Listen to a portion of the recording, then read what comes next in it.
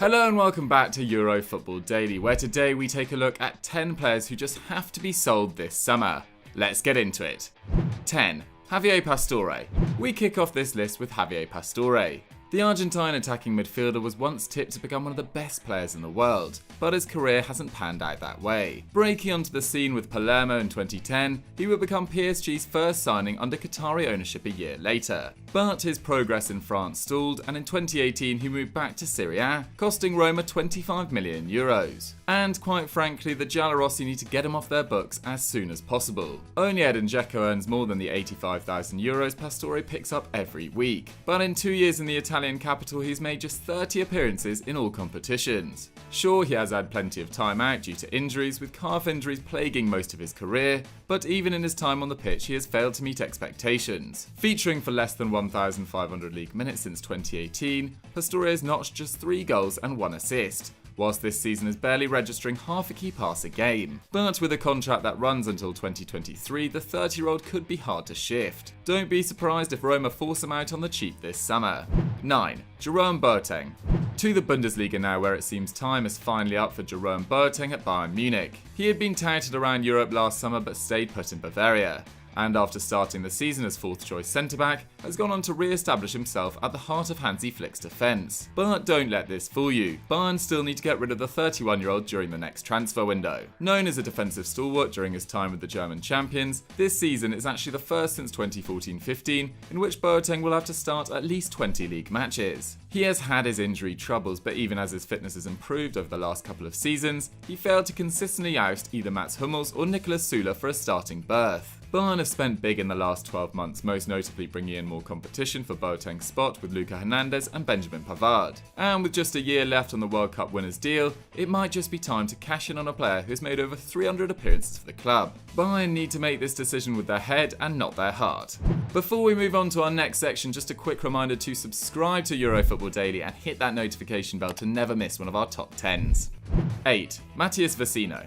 Since Antonio Conte's introduction as manager last summer, Inter Milan have undergone something of a revolution. He's overseen the signing of centre-backs, wing-backs, attacking midfielders and strikers, but a role he hasn't touched on in the transfer market is the deeper midfield position. So it only makes sense that he'll address this time round, and it would give Conte the perfect excuse to move on Matías Vecino. The Uruguayan international moved to the San Siro for €24 million from Fiorentina in 2017, but has failed to have the same impact with the Nerazzurri. He has had his moments, like scoring the goal that got Inter back into the Champions League in 2018, but less than 30 passes per 90 from the centre of the park is not Scudetto quality. The 28-year-old does make 2.5 defensive actions a game, however a club of Inter's stature will easily be able to bring in another player to make that contribution. And when Valencia are interested to the tune of €30 million, with Premier League mid-table big spenders Everton and strugglers West Ham also sniffing about, now is as good a time as any to flip their distinctly average central midfielder for one of far higher quality.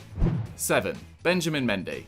Man City's Achilles heel since Pep Guardiola's arrival at the Etihad in 2016, the left-back slot is the only position where City have failed to find a consistent starter. This is despite €52 million being dropped on Benjamin Mendy ahead of the 17-18 campaign. However, ahead of the Premier League's restart, the Frenchman has made just 27 starts out of a possible 104. In the same time span, Alexander Zinchenko has made 29 starts at left-back, and Fabian Delph has made 28, despite not even being a City player this season. Mendy's fitness has always been a concern, with a knee injury effectively ruling him out of any meaningful game time for the first 18 months in Manchester. Whilst that is a legitimate excuse for any footballer, his off-field antics have also caught the eye. From being filmed in a nightclub at 3 AM whilst injured, to turning up late to physio sessions, Guardiola has previously admitted to being conflicted, saying, "Sometimes I want to kill him, sometimes I think what a player we have." He may have shown glimpses, but not enough to justify the £52 million. Time for Pep to shift Mendy and bring in a left-back who is a lot more consistent both on and off the pitch. 6. Julian Draxler.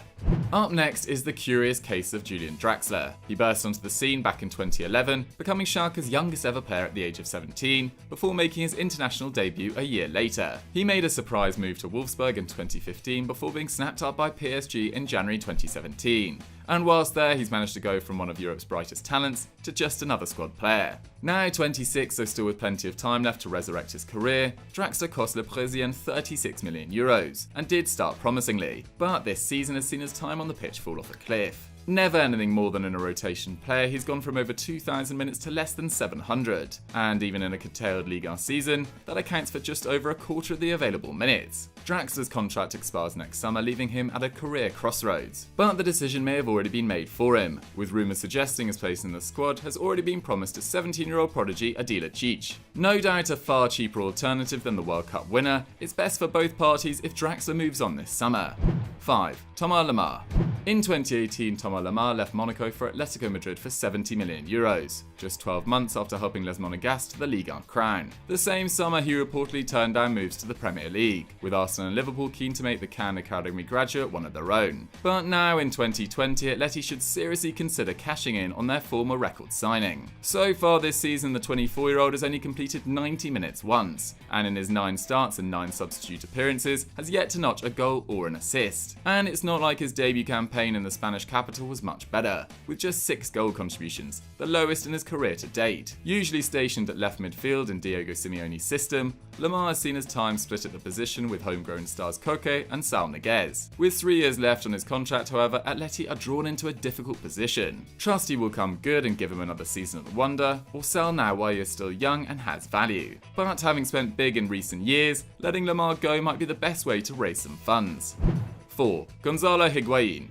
There are a few players who could see their time up at Juventus this summer, as the club appear to be in the midst of a transformation as the old heads are starting to make way for football's new stars. And one of the players that the old lady need to see out the door for the final time at the end of the season is Gonzalo Higuain. Signed from Napoli for €90 million after an insane 36-goal season back in 2016, the Argentine international had 2 solid seasons in Turin, scoring 53 goals in all competitions, but the arrival of Cristiano Ronaldo in 2018 changed the landscape at the club. Time away on loan and just 21 goals in the 2 campaigns since means the writing is surely on the wall for the 32-year-old. With a year left on his deal, this will be the last chance Juve have to make some of the money back on a player that was the most expensive player in Italian football. Rumours of a return to Argentina or a shock move to join his brother Federico at MLS club DC United could though be his only options. Many have accepted his time as a top striker in Europe is surely over.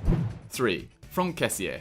Unlike other names in this list, AC Milan's Franck Kessié is neither an overpaid squad player nor is he entering the last year of his contract. But the argument is that he is amongst the most sellable of the Rossoneri's assets, a club that desperately needs the money after years of financial mismanagement and posting record losses of close to €150 million just months ago. The most valuable player on their books may be goalkeeper Gianluigi Donnarumma, but his asking price will make him virtually unattainable. Kessié, however, has already been drawing interest from mid-table Premier League clubs and could prove an interesting alternative for clubs higher up the table too. In his Milan career, the central midfielders averaged 1.2 shots, 1.2 key passes and a dribble per match, whilst also making 2.5 defensive actions a game. Costing close to €25 million 2 years ago, the Ivorian will turn Milan a handsome profit despite current uncertainty in the market. And with clubs already sniffing around the 23-year-old, there is a possibility of a bidding war, which would see Kessié's price driven up even further. He would remain an integral player at the San Siro, but sometimes it's deeper than just what happens on the pitch. 2. Gareth Bale. It feels like this saga has dragged on for years now, and well, it has. Joining Real Madrid in 2013 for a world record fee, since 2016 he has found his opportunities limited by both the number of injuries and never appearing to be on the same page as Zinedine Zidane. The Welshman may have 2 years left on his current deal at the Bernabeu, but Los Blancos simply just have to get rid of him. Bale was close to leaving the Spanish capital last summer with a deal in place that would see him head east to China's Jiangsu Suning, only for Real to renege on the transfer. Not that Bale would mind too much, already picking up a hefty paycheck in the Spanish capital, with agent Jonathan Barnett repeatedly reiterating his client's happiness with the continental lifestyle. But as La Liga has resumed, Bale still seems to be on the fringes of the squad. With just 11 starts this season, he had apparently impressed teammates with his attitude upon the return to training, but has so far been absent when subbed on by Zidane in matches. Real Madrid and Gareth Bale won't see eye to eye again. It'll be easier for both if they finally let him go. 1. Ousmane Dembele. Let's be honest, things haven't exactly gone to plan for Ousmane Dembele since his move to Barcelona. After just a year in the first team with Rennes and another with Borussia Dortmund, the Blaugrana stumped up €105 million to bring the Frenchman to the Camp Nou in 2017, effectively as Neymar's replacement. He started his Barca career with 5 goals in 6 games but suffered a hamstring injury early on, an issue that continues to plague him. As it stands, Dembele has now missed almost 70 matches due to hamstring problems, but he has failed to impress with his attitude away from the game too. home. There have been reports that he was addicted to gaming, frequently playing late into the night, and consistently turning up late to training. 23 years old and with 2 years left on his contract, this seems the ideal time to sell a player who simply hasn't delivered on expectation, with just 23 goal contributions in his 3 years. Barcelona will apparently listen to offers they receive for the World Cup winner this summer, with Liverpool the team most often linked at the moment. They won't get their initial investment on Dembele back, but if they don't sell, they could be faced with another situation similar to Philippe Coutinho. So guys, that was our 10 players who have to be sold this summer. What did you guys think of the rundown? Did we miss any out? Let me know in the comments down below. As I said earlier, if you've enjoyed this video, don't forget to subscribe to the channel, and I'll see you next time. Bye!